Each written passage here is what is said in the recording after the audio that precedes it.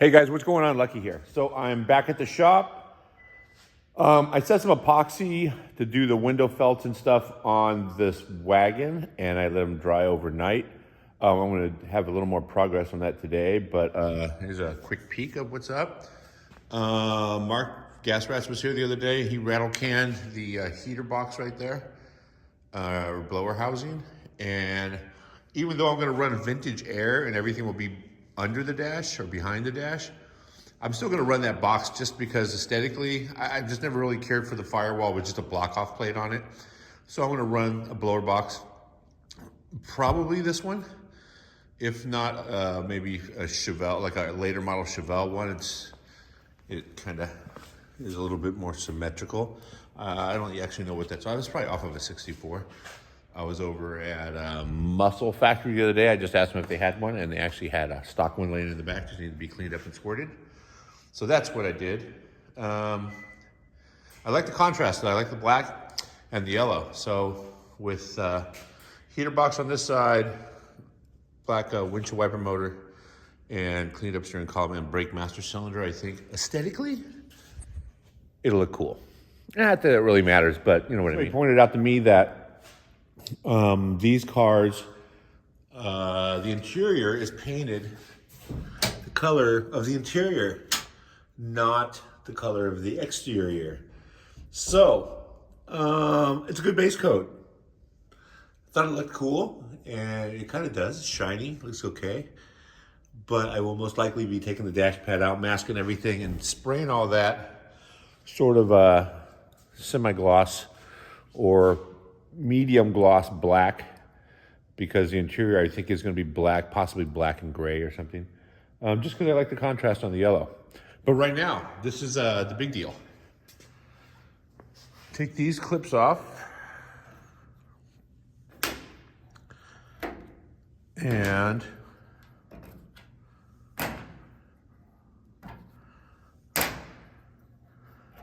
what I did was I used the Durthane, basically the same stuff they used to install the windshield and the back glass. I bought a tube of it, and that's what I used to glue in these felts. The other thing is I'm digging up all the pieces of the trim. I'm gonna media blast them. One of them needs to be repaired because you can't really find these, I don't think, anymore. And then they'll get painted the same color as the body, but we're going with that. Also too, this is a base coat on this car. This is all gonna get sanded down and redone. So I'm not really worried about it. Here's the inside piece, bolted up. And this is what I've been looking for. Look at that. Are you kidding me? Smooth like butter? Man, I'm just gonna say that looks pretty cool. And this one works pretty smooth. See if I can get it a little wider. There we go. I don't know how far this back they're supposed to go, but I think they actually stop right about here normally. I know when I put the back trim pieces in, I will be able to tell where they're supposed to stop. But one thing I did discover is you cannot put the felts in and then climb in the car and load the windows in. So I basically epoxied the lower piece. Anybody who's working on a wagon that requires sliding rear windows, this is the heads up. So these are U-channel, like basically this component right here, but not for a Chevelle, for like a truck or something. Oh, I got some scrap of it right here. So U-channel, I want to say these things were 30 bucks each or something to that effect, in the tune of 65 inches long that came in that tube. And I just had one reference. Where is it? There's only one piece left in the car. I think I probably already threw it away. There's like one piece of the original stuff in there, so I had an idea of where it stopped on the top. It went from here to about here. So I took that piece and was able to duplicate it. And then the angle of the window, if this stops here, well, then the other one needs to go there. So let's see, how did I get there? See, there we go. Stops there and there. So, pretty happy with the way that worked out. Should have made it longer, but something to think about. So I was super happy that I found these, and like I said, I used the Durethane, which is really good rubber, basically. Hold your windshield in, and I glued it in. These things have some issues with rust, obviously. Water is irrigating through all of this, and then running right down into a channel, and then rusting everything out. These actually have drains back there, and whoever I got it from, they took the time to repair all the rust and then wrap fiberglass in here. And then I put a good fair amount of paint over that too. So that solved a lot of issues, I think. The drain is good in the back.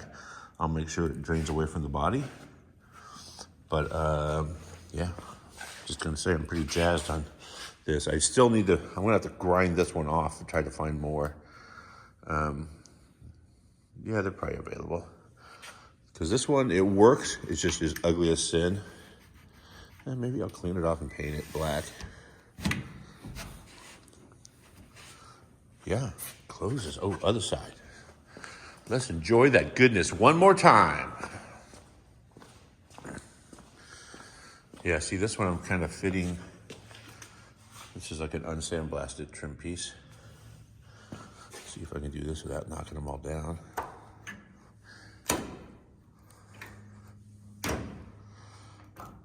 Oh, also, I was asked about these clips a few times. I got these from my buddy Sammy. Used to own Hermosa Auto Upholstery. Good friend.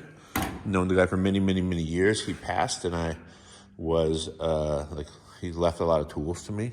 Taught me a lot. He was a good guy. And I assumed they were for upholstery, because that's what he did. And somebody on social media responded with the name of them, which I've already forgotten. And the what they're used for. They're used for stretching leather, which works out perfect because that's exactly what type of business he was in.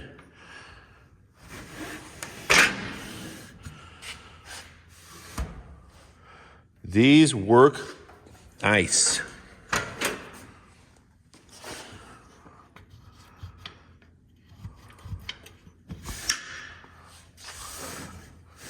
Check for a little bit of, but we're good. So should be stopping right about there. Life is good.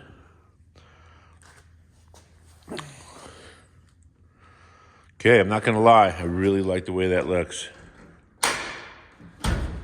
Progress. Okay, that should be cruise mode right there.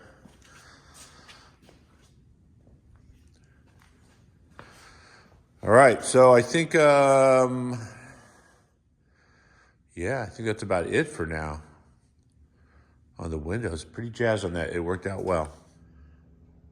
Okay, I have cleaned the frame up, taken the roller suspension off. I had just cobbled together some stuff I had laying around just so I could roll it. And now I took it all back apart. I had some overspray on the frame, so I just touched that up. And I'm going to install the POL control arms. I have the spindles right there. They're not from POL. I believe those are CPPs. They also could be Chassis Works or Ride Tech. I will figure that out and let you know. But for now, let me just get this camera set up. Sticks McGann, let me get Sticks McGann to hold the camera. Driver's side, they're not marked, but I'm assuming sway bar link goes to the front, so keep that in mind. I've already cleaned up the inside areas of the pockets. There was some corrosion and stuff in there. I cleaned all that up and put some grease on it. Usually these bushings will come with a lubricant that once you get it on, you have to scrub it off. I don't think I had any of that, so I just use white grease for now.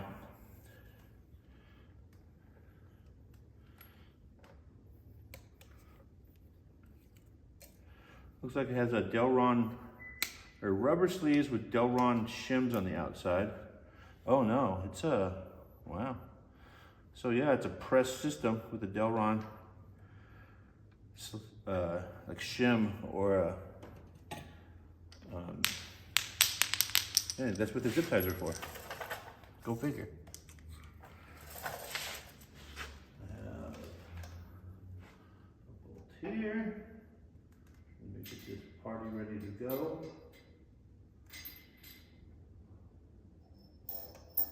Did come with hardware. So let's see how smooth I can make this look. Or not. Side note, usually after you tighten up the rear pocket, it will collapse to hold the other bushing. So when you loosen it, if it doesn't pull out where it comes out easily, just take a hammer and put just a little tack on the ends right here. That'll open it up just a little.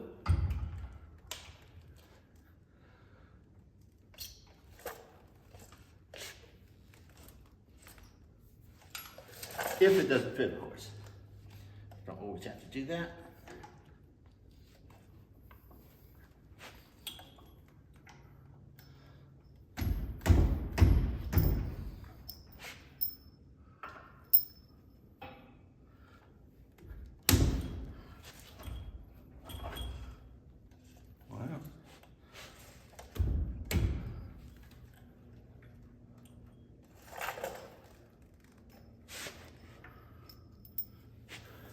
There's a lot to it. She goes right together.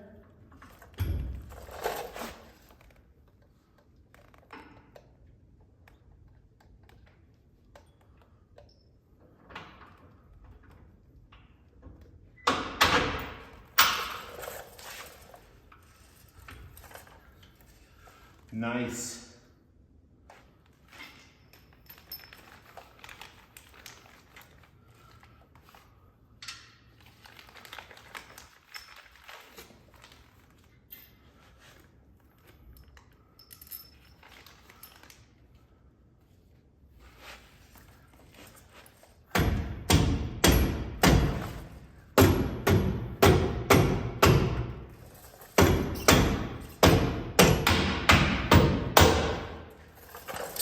And the fries are done for the lower.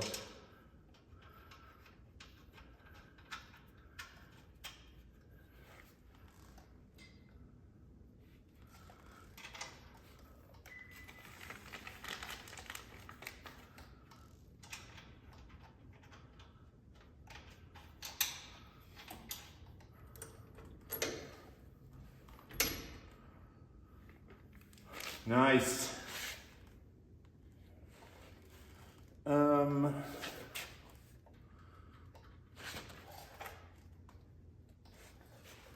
My bionic fingers seem to be slipping.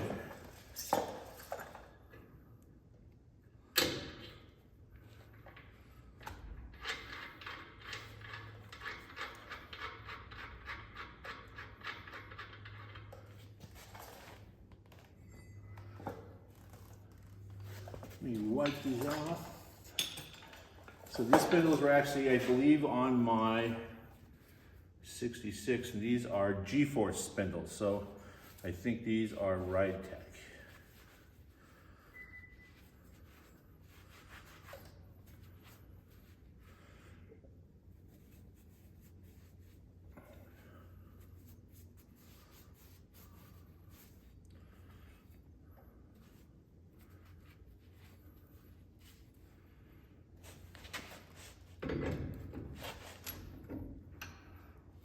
Nice.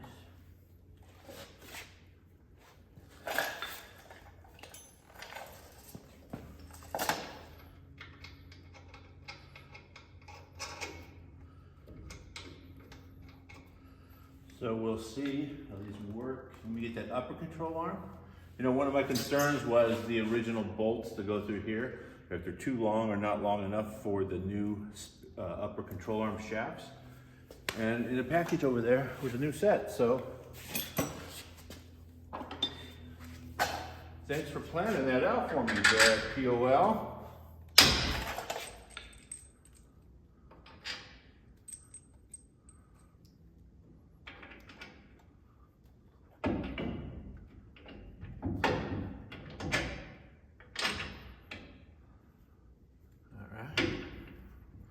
Yep, that works. If you put a stock bump stop in the stock location, it rests right on a reinforcement bar in there.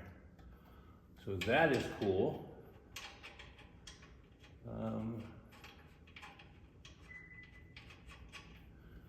Before I tighten anything up, obviously, I will figure out how much spacer it requires.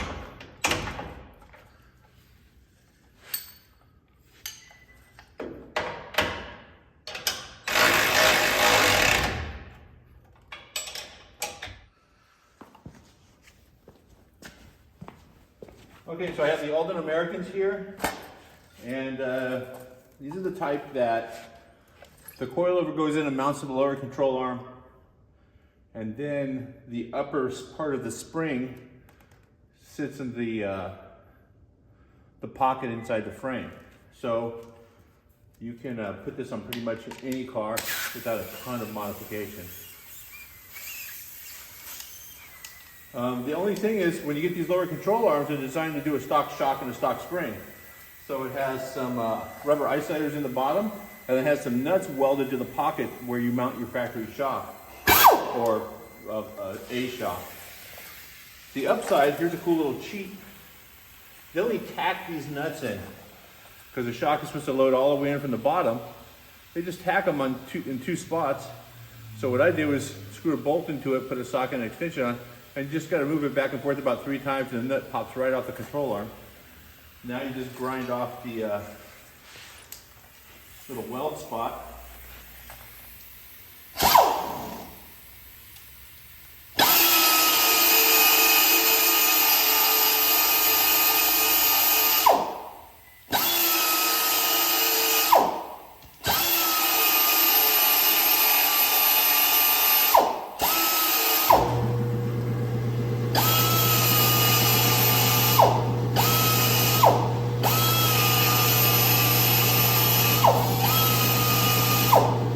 Handle, and the compressor comes on too. That's cool.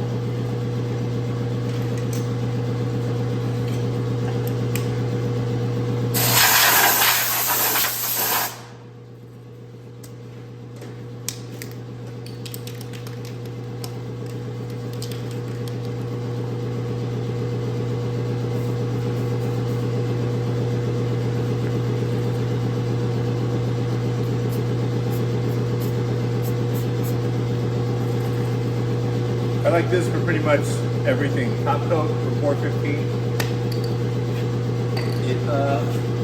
It always looks good when you put it on. It's all one set. All right, now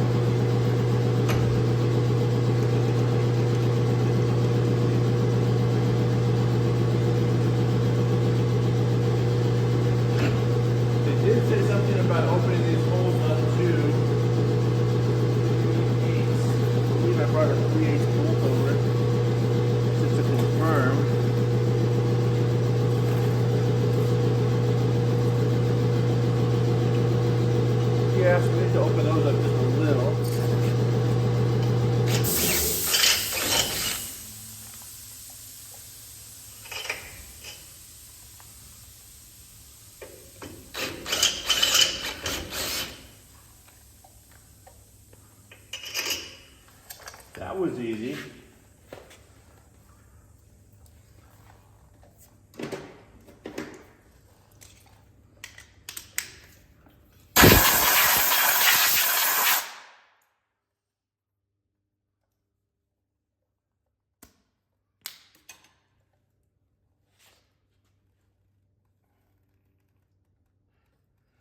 came with these little rings here. I think they only go in if you need them.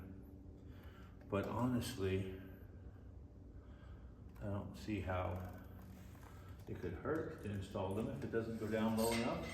I can always just remove them and get a couple more bolts.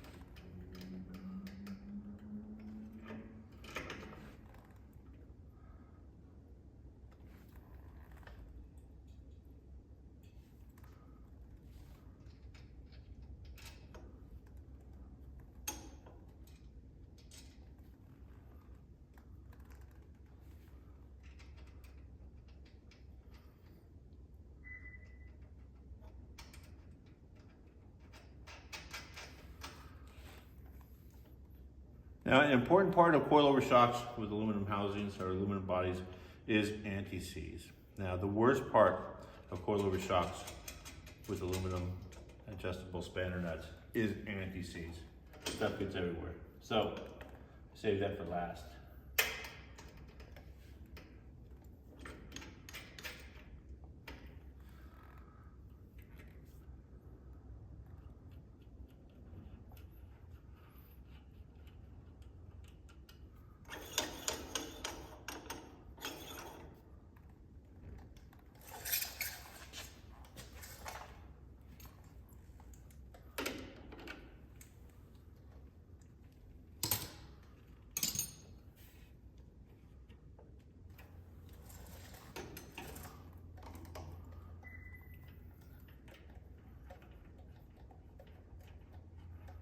I don't necessarily know if this is going to collapse far enough to go together.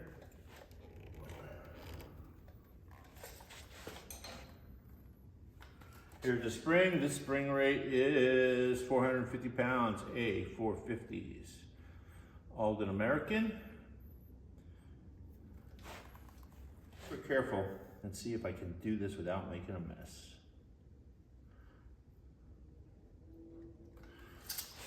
I've seen guys go crazy painting this stuff. Just put it in one spot.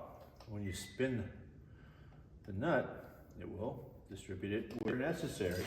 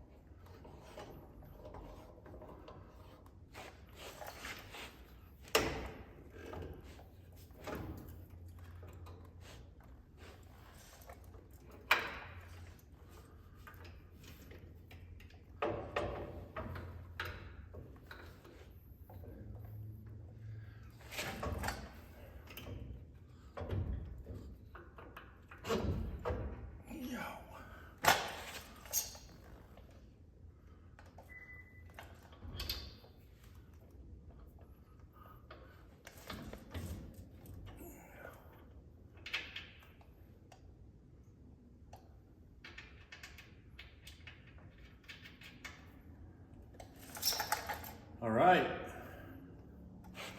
So yeah, these are in a decent little position there.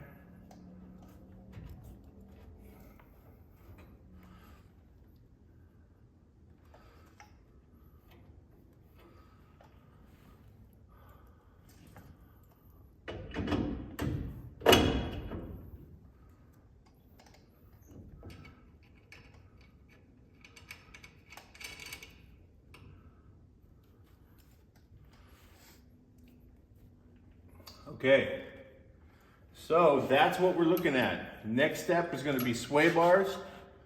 or actually next step obviously we'll be doing the other side. And then fitting the bare brakes. But yeah, it's gonna take the rest of the day to button this thing up, get the sway bars and stuff mounted. So that's it for right now. Thanks a lot, you guys, for checking this out. There's gonna be a lot more progress on this in future episodes. Yeah, thanks a lot. Don't forget to subscribe and hit the like button if you like what you saw. Leave some comments, let me know what you're working on, and that's it. Stay safe. See you guys.